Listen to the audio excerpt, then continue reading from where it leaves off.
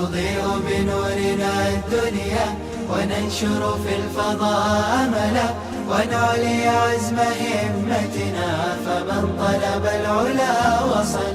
الحمد لله رب العالمين والعاقبة للمتقين والصلاة والسلام على سيد الأنبياء والمرسلين وعلى آله وأصحابه أجمعين إلى يوم الدين. قال تبارك وتعالى في كلامه المجيد: أعوذ بالله من الشيطان الرجيم بسم الله الرحمن الرحيم الذين آمنوا وعملوا الصالحات طوبى لهم وحسن مآب. وقال تبارك وتعالى: أحسبتم أن تتركوا ولما يعلم الله الذين جاهدوا منكم ويعلم الصابرين. صدق اللہ العظیم. محترم و مکرم برادران اسلام، بزرگوں، دوستوں اور بھائی، اللہ کی توفیق سے اللہ کے گھر میں ہم یہاں جمع ہیں، اور اس جمع ہونے کی نسبت صرف اللہ کا دین ہے. ہم دین کو سیکھنے، دین کو سمجھنے اور دین کے درد کو دل میں پیدا کرنے کی نیتوں کو لے کر جمع ہوئے ہیں. یہ مجلس آخرت کے اعتبار سے ہمارے لیے ذخیرہ ہے. کچھ نیکیاں انسان کی ایسی ہوں گی حشر کے میدان میں کہ جب اس کا ثواب اللہ تعالیٰ بندے کے سامنے پیش کریں گے کہ فلاں وقت فلاں جگہ پر تو نے یہ عمل کیا تھا، اس کا یہ ثواب میں نے تیرے لیے طے کیا. وہ بندے کا عمل ایک طرف اور اس کا ثواب جو اللہ تعالیٰ پہاڑوں جیسا ثواب دیں گے، عظیم، زیادہ. تو بندہ اپنی نیکی اور اپنے عمل کے بارے میں شک میں پڑ جائے گا اور کنفیوژن کا شکار ہو جائے گا کہ میں نے تو ایسا عمل کیا نہیں تھا جس کا اتنا بڑا ثواب اللہ کی طرف سے مجھے دیا جا رہا ہے. تو وہ کہیں گا اللہ یہ میرا عمل نہیں ہے، یہ میں نے تو کیا نہیں تھا. وہ اپنی نیکی کو پہچان نہیں پائے گا، اس کا اتنا ثواب. اللہ تعالیٰ کہیں گے کہ یہ تیرا ہی عمل ہے لیکن اس کا ثواب اتنا زیادہ ہے کہ تجھے اپنے عمل کو پہچاننا دشوار ہو رہا ہے. بات یہ تھی کہ تیرا عمل تو چھوٹا تھا لیکن تیرے دل کے جذبات اور تیرا اخلاص بہت طاقتور تھا. تو نے یہ عمل صرف اور صرف میری خوشنودی کے لیے، مجھے راضی کرنے کے لیے، میری چاہت کے لیے تو نے کیا تھا. یہ تیرا اخلاص مجھے اتنا پسند آیا اور یہ تیری مخلصانہ ادا مجھے اتنی بھائی کہ عمل تو چھوٹا تھا لیکن آج تیری آنکھوں کے سامنے اس عمل کا یہ ثواب اتنا بڑا ہے کہ تجھے بھی یقین نہیں ہے کہ یہ میرا عمل تھا. پتہ چلا کہ اللہ کے یہاں اخلاص کی بہت قدر و قیمت ہے. ہم یہاں کیا ارادہ لے کے بیٹھے ہیں؟ نہ کسی سے کچھ لینا ہے، نہ کسی کو کچھ دینا ہے. نہ بنیاد ہماری مال و زر ہے، نہ بنیاد ہماری شان و شوکت ہے، نہ بنیاد ہماری فخر و مباحات ہے، نہ بنیاد ہمارے پاس کوئی ریا و سما اور دکھاوا ہے. بس اللہ کا دین میری زندگی میں، میرے نسلوں کی زندگی میں اللہ کا دین اور یہ لائی ہوئی نبی کی شریعت میرے آباء و اجداد نے، یعنی نبی اکرم صلی اللہ علیہ وسلم، حضرات صحابہ نے، تابعین نے، تبع تابعین نے، محدثین نے، فقہاء نے، متکلمین نے اور دین کے تمام تر خدمت گزاروں نے، اولیاء اعظام نے، علماء کرام نے اور محنت کرنے والوں نے یہ قربانیوں سے یہ امانت ہم تک پہنچائی. یہ دین قربانیوں سے ملا، یہ ایمان محنتوں سے ملا، اب قربانیوں سے بچے گا، قربانیوں سے بڑھے گا اور قربانیوں سے اس کی حفاظت کی جائے گی۔ ایمان اور دین مفت میں ہمیں ملا ہے نا، لیکن اس کے پیچھے تو قربانیوں کی ایک لمبی چوڑی تاریخ ہے، بہت تاریخ لمبی ہے، اور ایسی قربانیاں ہیں اس ایمان کی حفاظت کے لیے، ہم تک پہنچانے کے لیے، جو ہمارے بڑوں نے دی، ہمارے نبی نے پیش کی، صحابہ نے پیش کی ہے، کہ ان قربانیوں کو ہم ساری زندگی اگر بیان کرتے رہے، وقت تو ختم ہو جائے گا، زندگیاں کم پڑ جائے گی، لیکن ان قربانیوں کو ہم بیان بھی نہیں کر سکتے، انجام دینے تو بہت دور کی بات ہے۔ تو ایمان قربانیوں سے آیا ہے، دین اور شریعت قربانیوں اور بے مثال محنتوں کے بعد ملی ہے، اب بچے گا بھی قربانیوں سے، بڑھے گا بھی قربانیوں سے، اور یہ ذمہ داری اب ہماری ہے، امانت ہے نا ہمارے پاس۔ موجودہ نسلیں جو ہمارے پاس ہے، یہ ہمارے بچے، یہ ہماری اولادیں، یہ ہماری مائیں اور بہنیں، اور اب آنے والے مستقبل میں جو نسلیں ہوں گی، ان کے بعد کی جو نسلیں آئیں گی، ان تک یہ دولت ایمان پہنچے۔ پہلے تو میرا ایمان بچے، اس کی فکر ہر کسی کو کرنا ہے، میرا ایمان بچے، اس لیے کہ ساری زندگی اگر ایمان والے کے نام سے جیے، اور اگر آخر وقت میں اگر ایمان پر خاتمہ اگر نہیں ہوا تو یہ ناکام سودا ہے اور یہ خسارے کی بات ہے، کیونکہ شیطان تو ایمان کو لینے کی محنت کر رہا ہے، اور شیطان کے کارندے، اس کے چیلے اور چپاٹے، اس کی چھوڑی ہوئی ذریت، اس کے کام کرنے والے ہم سے ایمان لینا چاہتے ہیں، وہ الگ الگ شکلوں میں ایمان لینے کی محنت کرتا۔ اس لیے کتنا بھی بڑا اللہ والا ہو، کتنا بھی پاورفل ایمان والا ہو، زندگی کی آخری سانسوں تک اپنے ایمان کے بارے میں مطمئن نہیں ہو سکتا ہے۔ امام غزالی رحمۃ اللہ علیہ کا آخری وقت آ گیا۔ امام غزالی زمانے کے محدث، زمانے کا فلسفی انسان، کتاب و سنت کے علوم کا سب سے بڑا عالم گزرا، جس نے اپنے علوم سے اللہ کے دین کی بڑی خدمت کی، لیکن جب وقت آخر آیا شیطان پاس آ گیا۔ ایک سوال اس نے چھوڑ دیا، غزالی بتاؤ تیرا خدا کہاں ہے؟ امام غزالی کہتے رہے کہ میرا خدا ہے، ہر جگہ موجود ہے، پتوں میں ہے، دریاؤں میں ہے، سمندر میں ہے، زمین پر ہے، آکاش پر ہے، ہر جگہ میرا خدا ہے، ہر زمانے میں ہے، ہر مکان میں میرا خدا۔ دلیل دے بھائی۔ کہنے لگا دلیل تو دے۔ ایک دلیل دی اس نے کاٹ دیا، دوسری دلیل دی اس نے کاٹ دیا۔ شیطان کے پاس علم بہت ہے، بڑے گہرے علم والا ہے وہ۔ دلیلیں دیتے رہے کہ اللہ تیرا اللہ ہے تو بتا، دلیل سے ثابت کر کے تیرا اللہ ہے۔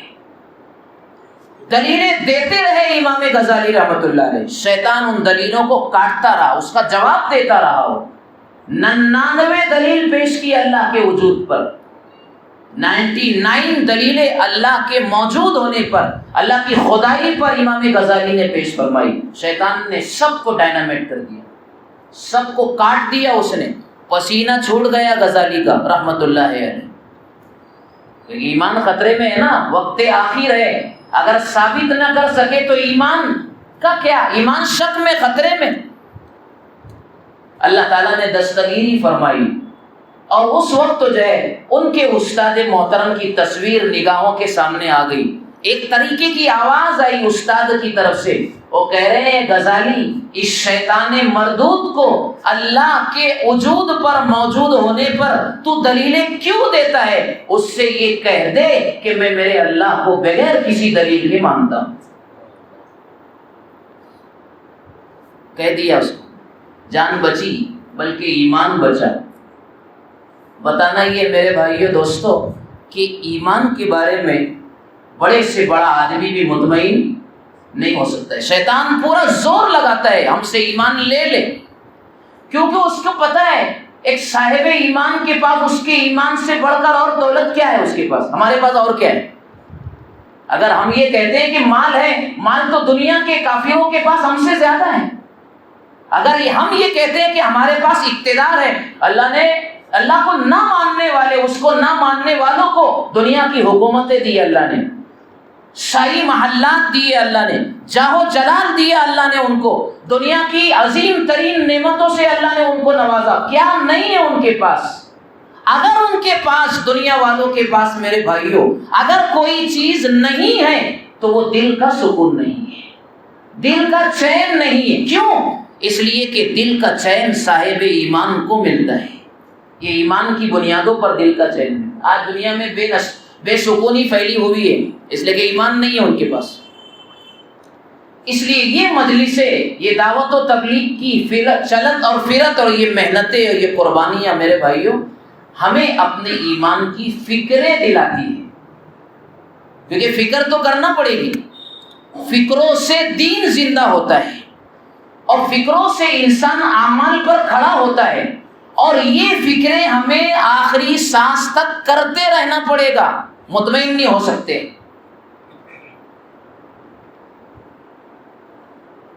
اب محنت کے راستے سے اس ایمان کو کمال والا بنانے کا، ہمارا جو ایمان ہے کیسا ہے؟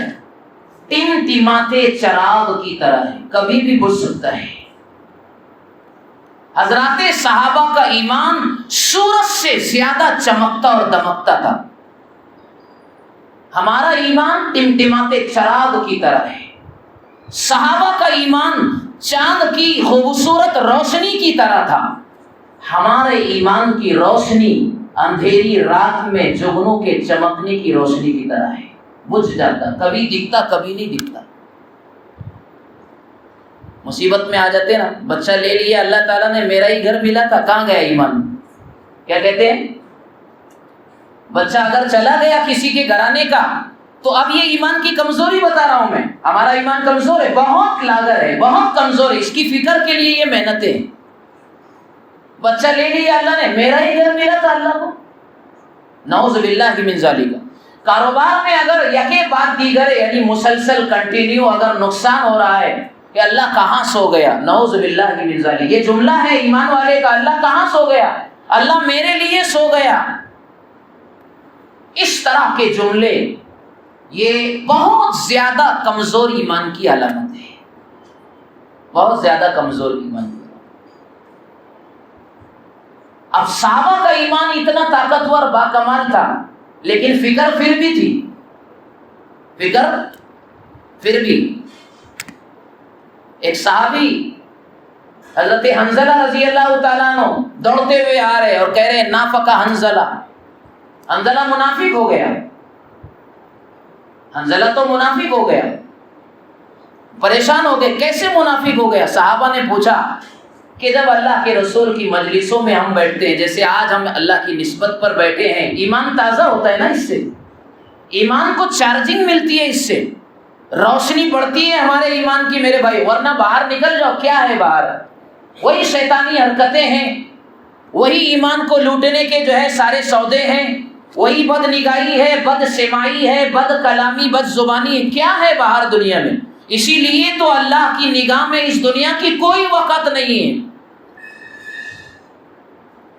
ان الدنیا لہو ولعب وان الدار الاخرۃ لہی الحیوان لو کانوا یعلمون، یہ دنیا تو اللہ کی نگاہ میں ایک کھیل تماشا ہے، کچھ دیر کا تماشا ہے، گھڑی دو گھڑی کی یہ جو ہے خوشیاں ہیں یا چمک ہے، ختم ہو جانے والی ہے۔ اس لیے باہر کی جو ہے بے دینی کے ماحول سے اٹھا کر یہ محنت لاتی ہے مسجدوں میں، یہ محنت ہم کو جوڑتی ہے کہ یہاں تمہارا اللہ ہے، یہاں تمہارے ایمان کی چارجنگ ہے، یہ مجلسیں تمہارے ایمان کو طاقتور بنانے والی ہے، یہاں تمہارا کنیکشن تمہارے مالک سے جڑے گا، اور کوئی جگہ نہیں ہے اس کے لیے، اور کوئی جگہ نہیں۔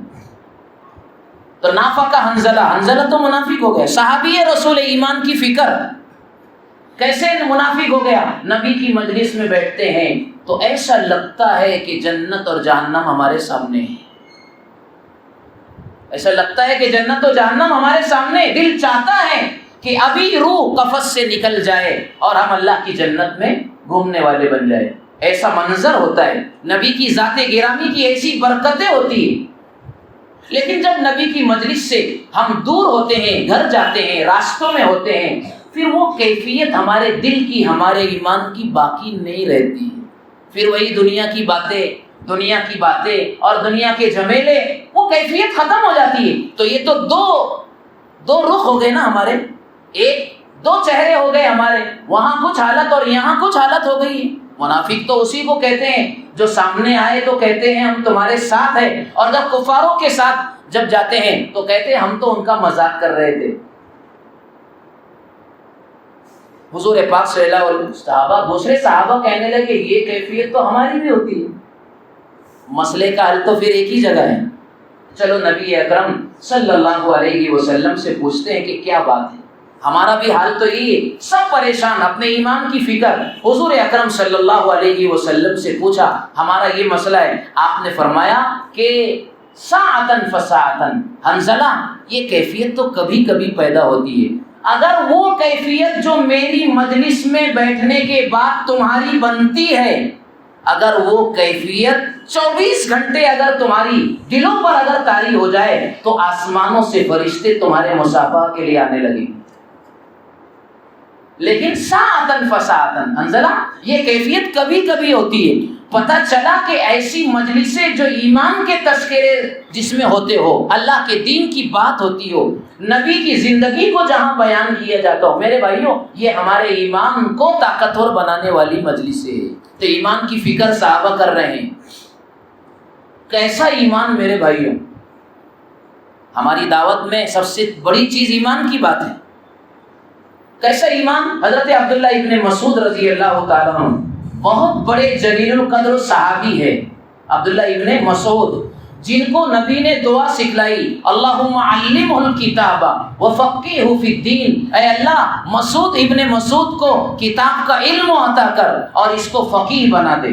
اللہ تعالیٰ نے ایسا کتاب کا علم عطا کیا، سارے صحابہ میں سب سے بڑے مفسر قرآن عبداللہ ابن مسعود بنے، نبی کی دعا رنگ لائی۔ لیکن بیمار ہو گئے، آخری وقت ہے، مرض الوفات ہے، بیماری کا شدت سے حملہ ہو گیا۔ یہ دور حضرت عثمان غنی رضی اللہ تعالیٰ عنہ گئے، امیر المومنین حضرت عثمان غنی رضی اللہ تعالیٰ عنہ، پتہ چلا کہ عبداللہ ابن مسعود رضی اللہ تعالیٰ عنہ بیمار ہے اور آخری وقت ہے، ایسا بیماری کی کیفیتیں بتا رہی ہے، آئے عیادت کرنے کے لیے۔ ایمان والے کی نبی کی سنتوں میں سے یہ کہ کوئی بیمار ہو تو اس کی عیادت کو جائے، اس کو تسلی دے، اس کو ہدایت بندائے، یہ اسلام کا حصہ ہے، نبی کی سنت۔ عبداللہ ابن مسعود کے پاس آئے، عثمان غنی آئے، خلیفۃ المسلمین، اور عیادت کی اور پوچھنے لگے تسلی دیتے ہوئے، ما تشتکی یا ابن مسعود، اے ابن مسعود کس بات کی شکایت ہے، کیا درد ہے، کیا تکلیف ہے، کیا درد ہے، کیا تکلیف؟ جیسے ہم مریض کے پاس جاتے ہیں، بھئی آپ کو کیا ہوا، کہاں درد ہے، کیا بیماری ہو گئی؟ حضرت عثمان غنی نے پوچھا تو کیا کہہ رہے ہیں؟ میرا پیٹ درد ہو رہا ہے، میری پیٹھ میں درد ہو رہا ہے، یا مجھے فلاں بیماری، کچھ نہیں، کہا کہ میرا درد ذنوبی، میرے گناہ ہیں۔ عبداللہ ابن مسعود ہے، صحابی رسول ہے، مفسر قرآن ہے، اور درد تو کیا بتا رہے ہیں آخری وقت میں؟ میرا درد کچھ اور نہیں، میرے گناہ مجھے پریشان کر رہے ہیں کہ میرا وقت آخر ہے اور ان گناہوں کا بوجھ لے کر اللہ کے سامنے جاؤں گا، میرا درد بس یہی ستا رہا ہے کہ میرے گناہوں کا کیا بنے۔ آج نماز چھوٹنے پر یہ درد ہے ہمیں، نماز قضا ہونے پر یہ درد ہے ہم کو؟ نہیں ہے میرے بھائیو۔ جھوٹ بول دیا درد ہے کہ میں نے جھوٹ بول دیا، میں نے زبان سے گالی دے دی، کوئی درد ہے، پریشانی ہے کہ میں نے گالی دیا۔ سباب المومن فسوق وقتالہ کفر، اللہ کے نبی نے فرمایا ایمان والے کو گالی دینا یہ فسق ہے، گناہ کبیرہ ہے، بڑا گناہ ہے، اور اسے قتل کر دینا یہ تو بہت بڑا گناہ ہے، کفر تک پہنچان دینے والی چیز ہے۔ کتنے گناہ 24 گھنٹے میں ہو رہے ہیں، کچھ مخلوق کے سامنے بھی ہو جاتے ہیں اور تنہائیاں ہماری گناہوں سے بھری ہوئی میرے بھائیوں، لیکن فکر نکل گئی۔ یہ ایمان کی کمزوری کی بات ہے۔ عبداللہ ابن مسعود کہتے ہیں ذنوبی، میرا درد تو میرے گناہ ہیں، اللہ گناہ معاف کر دے میرے۔ پھر آگے حضرت عثمان غنی نے پوچھا ما تشتہی، آپ کیا چاہتے ہیں، کیا چاہتے ہیں آپ اس وقت؟ تو کہنے لگے رحمت ربی، میں اپنے رب کی رحمت چاہتا ہوں کہ میرے رب کی رحمت مجھ پر ہو جائے، کرم ہو جائے میرے اللہ کا، مجھے گناہوں سے پاک کر دے اور اس حالت میں مجھے اپنے پاس بلائے، یہ میری چاہت ہے۔ اور آگے حضرت عثمان غنی نے فرمایا کہ صحابی رسول بتائیے کس چیز نے آپ کو بیمار کیا، من الذی امرضتک، کس چیز نے تمہیں بیمار کر دیا، کیا میں تمہارے لیے کوئی طبیب اور کوئی ڈاکٹر بلاؤں؟ تو عبداللہ ابن مسعود کہنے لگے الطبیب امرضنی، طبیب اور ڈاکٹر ہی نے تو مجھ کو بیمار کیا ہے۔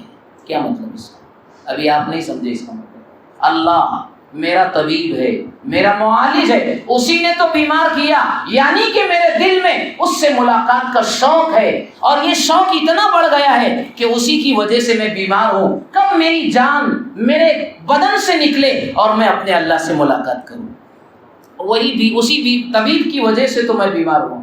اب کہنے لگے حضرت عثمان غنی کہ اب تو آپ جا رہے ہیں، اللہ سے مل جائیں گے، ہمیں چھوڑ جائیں گے، لیکن میری یہ گزارش یہ ہے کہ آپ کو میں بیت المال سے کچھ وظیفہ دے دوں، کیونکہ آپ نے وظیفہ لیا ہی نہیں۔ حضرت عثمان غنی نے اپنی دور خلافت میں بیت المال سے کوئی وظیفہ نہیں لیا، حضرت ابو بکر صدیق نے لیا تھا، حضرت عمر فاروق نے لیا تھا، لیکن عثمان غنی کو اللہ تعالیٰ نے بہت نوازا تھا، انہوں نے نہیں لیا۔ بہرحال آپ کی بیٹیاں ہیں اور آپ دنیا سے جائے، آپ کی بیٹیوں کو یہ سب کام آئے گا، بیت المال سے کچھ پیسے درہم و دینار آپ کے لیے طے کر دوں میں، دے دوں میں۔ تو کہنے لگے لا حاجت لی فیہا، اس میں مجھے کوئی ضرورت نہیں، اس کی مجھے کوئی ضرورت نہیں ہے، اور تم میری بچیوں کے بارے میں فقر و فاقہ کی پریشانی دیکھ رہے ہو، یعنی تمہیں پریشانی ہے کہ میں دنیا سے چلا جاؤں گا، میری بیٹیوں کا کیا ہوگا؟ آج یہی فکر ہوتی ہے بھائی میں دنیا سے جاؤں، میرے بچے کیا کھائیں گے، کیسے رہیں گے، ان کے مکان کا کیا ہوگا، کیسے روزی روٹی کمائیں گے۔ آج سب سے بڑی فکر گھر کے ہر ذمہ دار اور سدسیہ کو یہی ہے کہ میرے بچے میرے بعد کیا کھائیں گے، کیا کمائیں گے، جبکہ یہ کوئی مسئلہ نہیں۔ جس اللہ نے پیدا کیا ہے وہ سنبھالتا ہے، اللہ بھوکا کسی کو نہیں سلاتا، روزی کا انتظام اللہ حیرت انگیز طریقوں سے کرتے ہیں۔ کہا کہ تمہیں میری بیٹیوں کے بارے میں فکر ہے کہ کیا کھائیں گے، فقر کی تمہیں فکر ہو گئی ہے کہ اس کی فکر کرنے کی ضرورت نہیں ہے، میں نے اپنی بچیوں کو سورہ واقعہ پڑھنا سکھا دیا ہے۔ اور حدیث پاک میں آتا ہے کہ جو روزانہ سورہ واقعہ شام کو پڑھتا ہے، اللہ تعالیٰ ساری زندگی فقر و فاقہ کو اس سے دور رکھے گی۔ اس لیے میری بچیوں کے بارے میں آپ کو فکر کی ضرورت نہیں۔ بس بتانا یہ ہے کہ عبداللہ ابن مسعود جیسا انسان اپنے ایمان کی فکر، اپنے گناہوں کے بارے میں فکر و مند ہے کہ میرے گناہ کی وجہ سے میں اپنے اللہ کے سامنے کیسے آ سکوں۔ ایمان کا کمال تھا یہ میرے بھائی، لیکن یہ ایمان کا کمال قربانیوں سے ملا، محنتوں سے ملا۔ اللہ تعالیٰ نے قرآن کریم میں حضرت آسیہ کی مثال بیان فرمائی، ضرب اللہ للذین آمنوا امرأۃ فرعون اذ قالت رب ابن لی عندک بیتا فی الجنہ ونجنی من فرعون وعملہ ونجنی من القوم الظالمین۔ حضرت موسیٰ پر ایمان لے آئی حضرت آسیہ رضی اللہ تعالیٰ عنہ۔ فرعون کو پتہ چلا، بیوی ہے فرعون کی، پتہ چلا کہ یہ موسیٰ کو ماننے والی بن گئی، مجھ پر ایمان نہیں لاتی، تو تکلیفیں دینا شروع کیا۔ چھوٹی موٹی تکلیفیں سے کچھ نہیں ہوا، تکلیفیں بڑھاتا گیا، لیکن وہ اپنے ایمان پر قائم رہی، مضبوطی کے ساتھ ڈٹے رہی۔ آج میرے بھائیوں ایمان پر پوری طاقت کے ساتھ جمنا ہے، حالات تو آئیں گے، حالات جب ایمان والوں پر آتے ہیں تو ایمان کندن بنتا ہے، مضبوط اور طاقتور بنتا ہے۔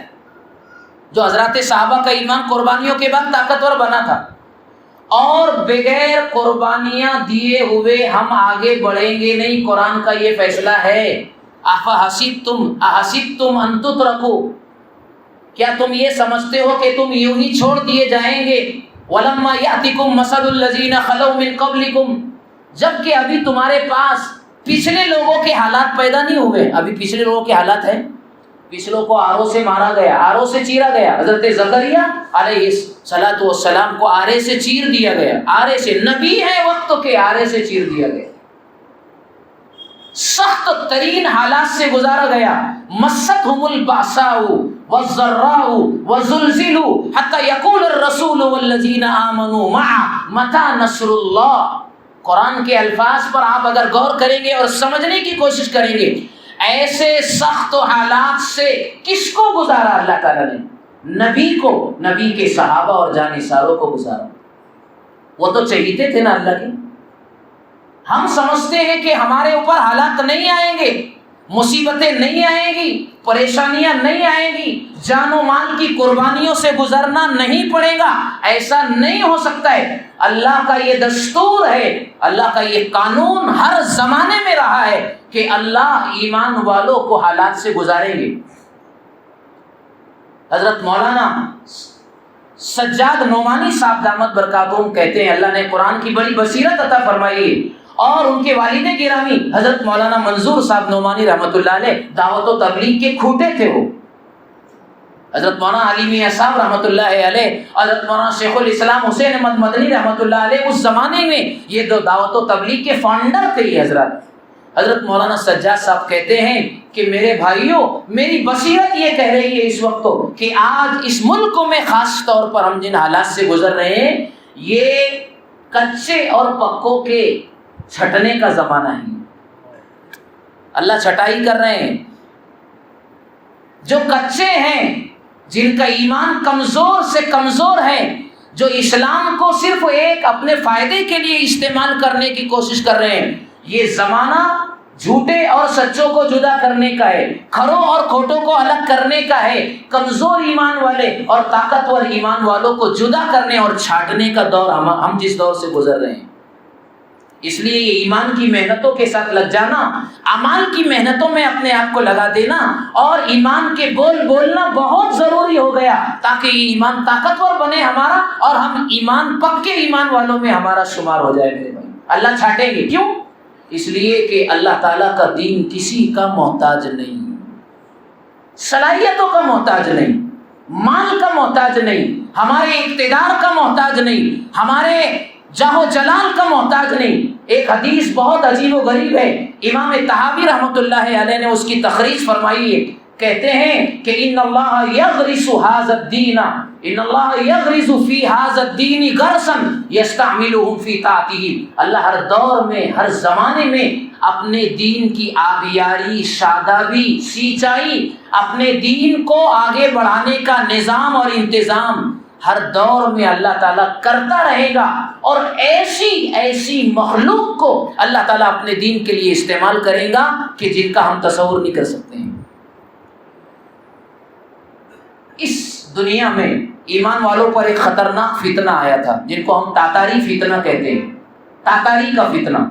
اندلس و غرناطہ, سمرقند و بخارا جو اسلام کے مراکز تھے میرے بھائیوں, جہاں سے بڑے بڑے محدثین اللہ والے پیدا ہوئے, 800 سال تک ایمان والوں نے ان مراکز اور ان علاقوں پر اللہ کے دین کی محنت کی اور اللہ کے دین کو چمکایا. لیکن جب حالات بگڑے, ایمان کمزور بنا, چھوٹی چھوٹی چیزوں میں آپس میں جھگڑنے لگے, ایمان کی کمزوریاں آئی, اعمال زندگی سے جب نکلے, عقائد کمزور ہو گئے, جہالت کی باتیں کرنے لگ گئے لوگ آپس میں, اسلام کو کنارے لگا دیا, نبی کا لایا ہوا دین ان کی زندگیوں سے نکلنے لگا, ٹوٹنے لگا, اللہ کے احکام ٹوٹنے لگے.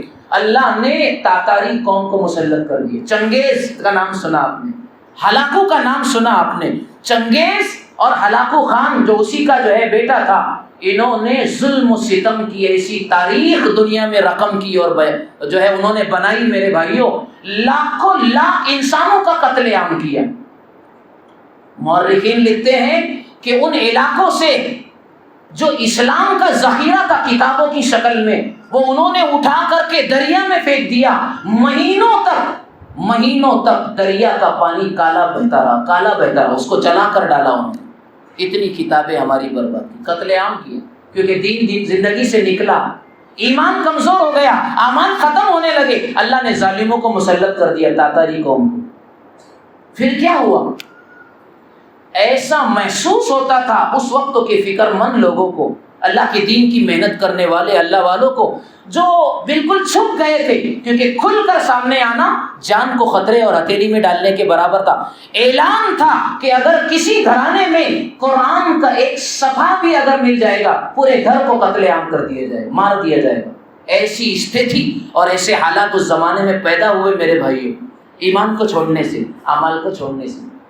لیکن اللہ کی طاقت اور قدرت دیکھیے، حدیث پاک میں نے آپ کے سامنے بیان کی، اللہ تعالیٰ اپنے دین کی خدمت ہر طریقے سے ہر زمانے میں لیتا ہے۔ اللہ نے انہی تاتاری اور چنگیزیوں کے نسلوں میں ایسے ہمدرد دین کو ماننے والے، ایمان لانے والے اللہ نے انہی میں کھڑا کر دیے، پھر اللہ تعالیٰ نے ان کے ذریعے سے دین کی حفاظت کا کام لیا۔ اقبال مرحوم نے کہا تھا کہ ہے آیا یورش تاتار کے افسانے سے، پاسباں مل گئے کعبے کو صنم خانے سے۔ کعبہ کی حفاظت کرنے والے بت قدوں سے ملے، چرچوں سے کعبہ کی حفاظت کرنے والے اٹھے، بت قدوں سے، مندروں سے اللہ نے جو ہے ایمان کی اور کعبہ کی حفاظت کے متوالے پیدا کیے میرے بھائیو۔ اللہ نے تاتاری قوم میں سے ایمان والے پیدا کر دیے۔ آپ کو معلوم ہونا چاہیے کہ ہمارے نبی جب دعوت دین کو لے کر طائف پہنچے، کیا سلوک ہوا آپ کے ساتھ؟ سب سے زیادہ دل دکھا اگر کسی زندگی میں کسی نبی کا اور کسی ٹائم پر وہ طائف کا موقع تھا، سب سے زیادہ نبی کا دل دکھا۔ لیکن آپ نے کیا کہا فرشتوں سے؟ انہیں چھوڑ دو، کچھ مت کرو، ان کو عذاب نہیں دینا ہے، ان کو میں سزا دینے کے لیے نہیں آیا ہوں۔ اللہ کے نبی نے دعا فرمائی، اللہ یہ مجھے نہیں پہچانتے، یہ دین کی عظمتوں کو نہیں جانتے، ان کی نسلوں کے اندر ایسے لوگ پیدا کر دے اللہ جو تیرے دین کی حفاظت کرنے والے بنے۔ مورخین لکھتے ہیں نبی کی یہ دعا صدیوں کے بعد اس کا اثر ظاہر ہوا۔ ہمارے ہندوستان میں قبیلہ بنو ثقیف جو طائف میں آباد تھا، قبیلہ بنو ثقیف ہی سے وہ صحابہ جو گجرات کے ساحل پر یا ادھر جو ہے آندھرا کے ساحل اور ادھر مدراس کے ساحل پر جو صحابہ اترے تھے میرے بھائیوں، وہ طائف کی بستی قبیلہ بنو ثقیف سے تعلق رکھنے والے تھے، جن سے ہندوستان میں ایمان کی روشنی آئی۔ اللہ تعالیٰ کام لیتے ہیں جب چاہے، جن سے چاہے، انہی کی نسلوں سے آئی جو پتھر مارنے والے تھے نبی کو۔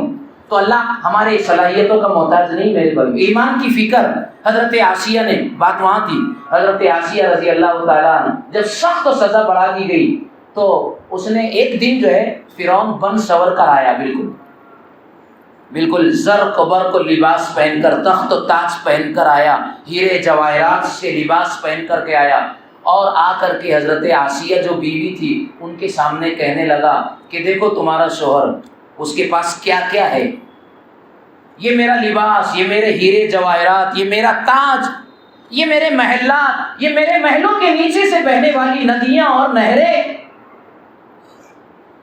کیا تمہیں پسند نہیں؟ کیا تم ان سب کو چھوڑنا چاہتی ہو؟ تمہارا یہ شوہر جو اتنا طاقتور ہے، اتنے مال والا ہے، کیا تم اس کو جو ہے چھوڑنا چاہتی ہو؟ موسیٰ پر ایمان لاتی ہو؟ اگر تم موسیٰ کو مانتی ہو اور مجھے چھوڑ دیتی ہو تو یہ عیش و عشرت کے سارے نقشے تم سے چھین لیے جائیں گی، تم محروم کر دی جاؤ گی۔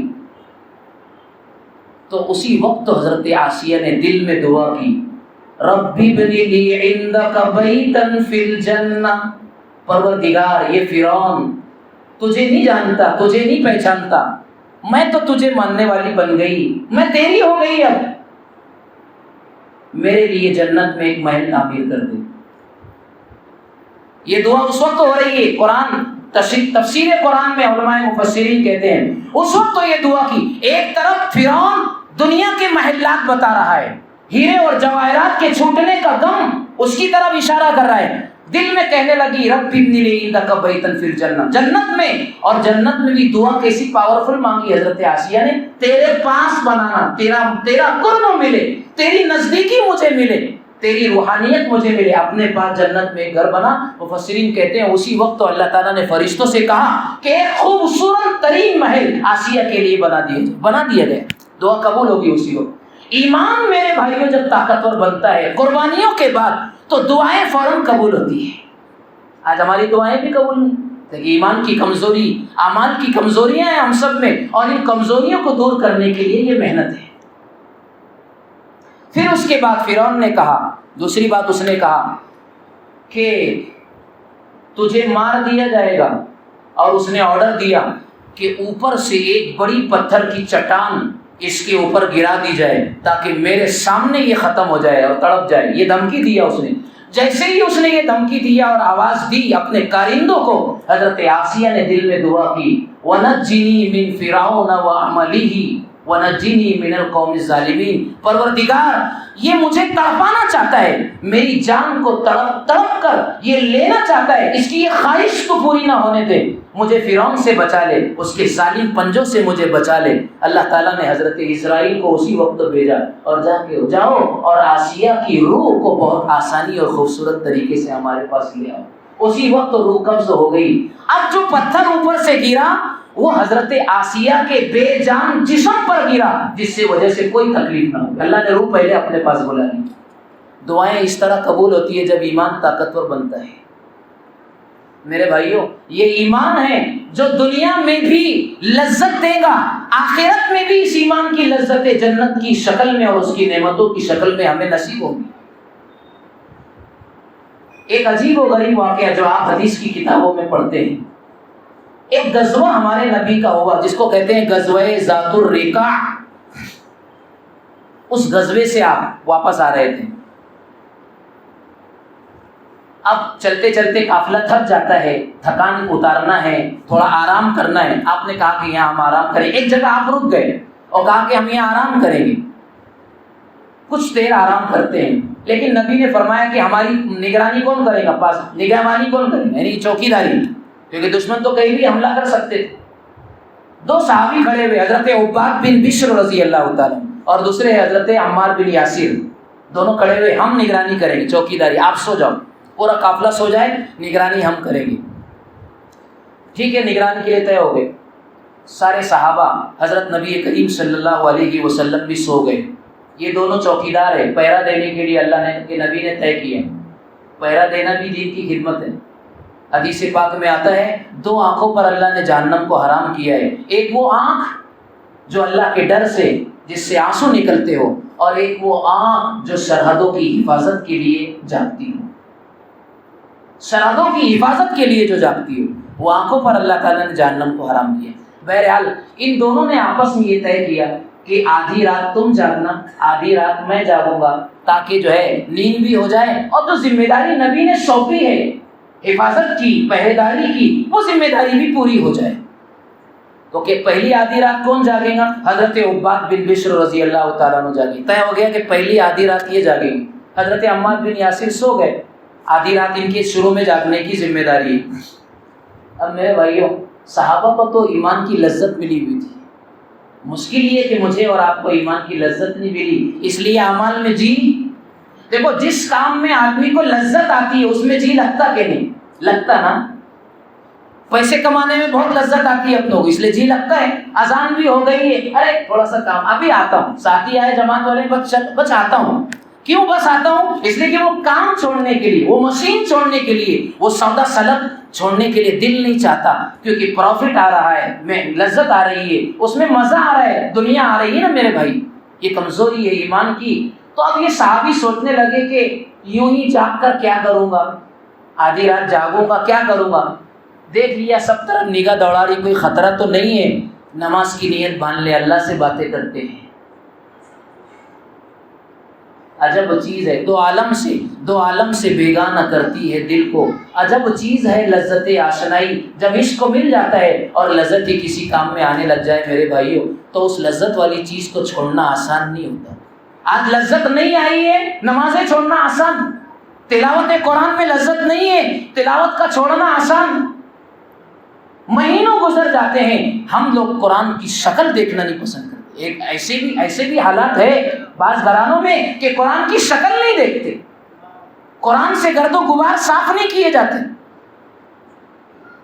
میرے بھائیوں وہ نماز کی نیت باندھ لیے، دشمن تو دور سے طاق میں تھا، اس نے دیکھا کہ کوئی نظر نہیں آ رہا ہے، ایک سپاہی ان کا کھڑا ہے اور وہ بھی حرکت نہیں کر رہا ہے، نماز پڑھ رہے تو حرکت تو نہیں ہوتی ہے نا، اس نے تیر چلائی، تیر جو ہے پہلو میں پیوست ہو گیا، خون کا فوارہ پھوٹنے لگا، دوسرا تیر مارا، پھر خون بہنے لگا، تیسرا بھی تیر مارا، انہوں نے جلدی جلدی نماز پوری کر کے نماز سلام پھیرا اور اب وہ ساتھی کے پاس گرم گرم خون پہنچا جو سو رہے تھے بغل میں اور بازو میں، اور ان کو اٹھایا اس بات سے کہ بھی کوئی حملہ نہ ہو جائے اور ذمہ داری میں کوتاہی نہ ہو جائے۔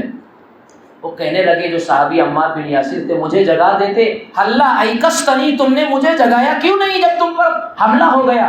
کہنے لگے نماز پڑھ رہا تھا اور اللہ کے کلام کو پڑھنے میں ایسا مزہ آ رہا تھا، ایسا مزہ آ رہا تھا کہ نماز چھوڑنے کا دل نہیں تھا میرا، نماز چھوڑنے کا دل نہیں تھا میرا۔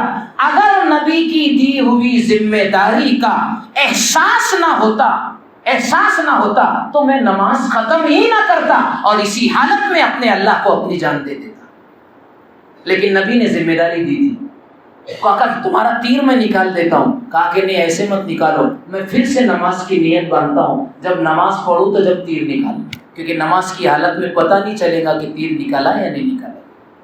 یہ نماز کی لذت تھی، ایمان کی طاقتور، ایمان کے بننے سے اعمال میں لذت آتی ہے میرے بھائیوں، اور ایمان کے بننے سے اعمال پر جمنا آسان ہو جاتا ہے۔ یہ محنت جس کو ہم تبلیغ کہتے ہیں، تبلیغ کس کو کہتے ہیں میرے بھائیوں؟ تبلیغ کہتے ہیں اللہ کے بندوں تک اللہ کی بات کو پہنچانا، اس کی وحدانیت کو، اس کے احکام کو پہنچانا، یہ تبلیغ ہے۔ اس کی بات کو پہنچانا، اس کی پہچان کو پہنچانا، اس کی طاقت کو بیان کرنا اللہ کے بندوں سے۔ اور مقصد تبلیغ کیا ہے؟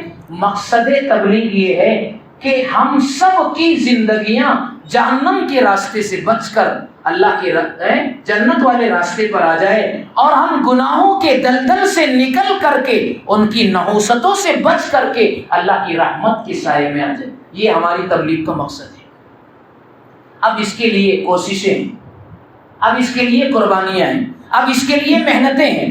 اب یہ قربانیاں، یہ کوششیں شکلیں بدلی ہوئی ہیں۔ پہلی شکل یہ ہے کہ اللہ کی کتاب کے الفاظ کو سکھانا، یہ کوشش، یہ بھی اللہ کے دین کی محنت ہے، یہ اللہ کے دین کی محنت ہے۔ ایک شکل ہے اللہ کے دین کی محنت کی کہ الفاظ قرآن کو آنے والے بندوں تک اور نسلوں تک پہنچانا، جس کے لیے مکاتب قرآنیہ کام کر رہے ہیں۔ نمبر 2 شکل دین کی کوشش کی اور محنت کی، احکام قرآن کو، قرآن کی تعلیمات کو، اس کے احکام کو اللہ کے بندوں کو سکھانا۔ مدارس اسلامیہ اس کام کو کر رہے ہیں، چاہے وہ تفسیر کی شکل میں ہو، حدیث کی شکل میں ہو، اور کتاب و سنت کے احکام کو پہنچانے کی شکل میں ہو، یہ کام کر۔ لیکن یہ مکمل دین نہیں، اس پر ہم اطمینان پورا نہیں کر سکتے، ابھی کام باقی ہے، ابھی کام باقی ہے۔ اور تیسری محنت اور تیسری کوشش میرے بھائیوں یہ ہے کہ اللہ کے بندوں کو قرآن کریم کے قوانین اور کوئی مسائل آئے تو اسے سکھانا، کیونکہ کتاب و سنت سے نکلنے والے مسائل کو سکھانا اہل علم کی ذمہ داری ہے۔ اگر کتاب و سنت کی تعلیم کا سلسلہ اگر نہیں رہے گا تو دین کو اپنی اصل و شکل و صورت میں بتانے والے باقی نہ رہے گی، اور دین کی بنیادیں ہل جائیں گی، دین کی بنیادیں ختم ہو جائیں گی۔ اس لیے دین کو پہنچانے کی محنتوں اور کوشش میں تیسری شکل یہ ہے کہ اللہ کی کتاب کے قوانین اور احکام کو بندوں تک پہنچانا، یہ بھی ہے۔ اور اس کے بعد اب پیاس تو لگانا ہے نا، قرآن کو سیکھنے کی پیاس لگانا، دین کو سیکھنے کی پیاس لگانا، اور لوگ احکام معلوم کرے، مسائل زندگی میں معلوم کرے کہ میری زندگی میں تاجر ہوں تو میرے لیے کیا مسائل، حج مجھ پر میرے اللہ نے فرض کیا تو حج کے کیا احکام و مسائل ہے، فرض کیا ہے، واجب کیا ہے، نماز پڑھنی ہے تو نماز سیکھنا بھی تو ہے، نماز پڑھنی ہے تو نماز سیکھنا بھی ہے، زکوٰۃ دینا ہے تو زکوٰۃ سیکھنا بھی ہے، تجارت کرنی ہے تو تجارت نے، شریعت نے کیا تجارت کے طریقے آداب بتائے وہ سیکھنا بھی ہے میرے بھائیوں۔ تو جب تک طلب پیدا نہیں ہوگی دین کی، طلب پیدا نہیں ہوگی، بلکہ آگے کہوں طلب پیدا نہیں ہوگی دین کی، جب تک کوئی مسئلہ نہیں سیکھے گا، کوئی کتاب قرآن کو تجوید سے پڑھنا نہیں سیکھے گا، کوئی مسئلہ نہیں پوچھے گا، اس طلب اور طلب کو زندہ کرنے کے لیے چل پھر کر اللہ کے بندوں میں اللہ کے دین کو پہنچانا، یہ چوتھی محنت ہے۔ اس سے کیا پیدا ہوگی؟ طلب، اس سے پیدا ہوگی طلب، فکریں زندہ ہوں گی۔ اس دعوت کی محنت کا میرے بھائیوں سب سے بڑا فائدہ، سب سے بڑا فائدہ اگر میری نگاہ میں ہمارے علماء کرام کی کہنا چاہیے کہ میں بصیرت کی روشنی میں کہہ رہا ہوں، وہ ہے اس دین کی محنت سے دل میں تڑپ پیدا ہوتی ہے، دین کے مٹنے کا درد آتا ہے، اپنی زندگی کی فکریں پیدا ہوتی ہے۔ اور میرے بھائیوں اگر اللہ کے دین کی جو ہے فکر زندگی میں آ جائے، اللہ کامیاب لوگوں میں ہمارا نام لکھ دیں گے۔ دین پورا نہ بھی زندگی میں آئے لیکن محنت کرتے کرتے جائیں گے، اللہ تعالیٰ دین کے حفاظت کرنے والوں میں ہمارا نام شمار ہمارا کر دیں گے، اور یہ زندگی ہماری کامیابی کی طرف چلے گی انشاءاللہ۔ تو میرے بھائیوں سب سے پہلی چیز ہے فکر ہماری زندگیوں میں پیدا ہو۔ آج فکریں نکلی ہوئی ہیں، دین گھروں سے نکل رہا، دین تجارت سے نکل رہا، دین زندگیوں سے نکل رہا، حتیٰ کہ اب دین مسجدوں سے بھی نکل رہا ہے۔ آپ کو حیرت ہوگی میرے اس جملے پر، دین مسجدوں سے نکل رہا ہے۔ مسجدوں میں اقتدار کی جنگ ہے، مسجدوں میں وحی اور تباہی باتیں ہیں، مسجدوں کے اندر آئے مسجدوں کے مال اور متاع کو لینے اور کھانے کی جو ہے نیتیں پیدا ہو گئی ہیں۔ میرے بھائیوں اللہ کے گھر بھی ہماری بدنیتی سے محفوظ نہیں ہے، یہ ایمان کی کمزوری ہے میرے بھائیوں۔ اس لیے اس محنت سے کاش کہ ہمارے دلوں میں فکریں پیدا ہو جائے دین کو زندہ کرنے کی، اسے نسلوں تک پہنچانے کی۔ میرے بھائیوں یہ درد و یہ کسک ہمارے دل میں پیدا ہو جائے تو پھر ہماری زندگی کا بیڑا پار ہو جائے گا، اللہ ہمارے لیے کامیابی کے نقشے پیدا کر دیں گے، اور مایوس ہونے کی کسی بھی زمانے میں ضرورت نہیں ہے۔ اللہ ہمارا ناصر ہے، اللہ ہمارا حامی ہے، لیکن شرط یہ ہے کہ ہم قربانیوں کے ساتھ آگے بڑھیں گے انشاءاللہ۔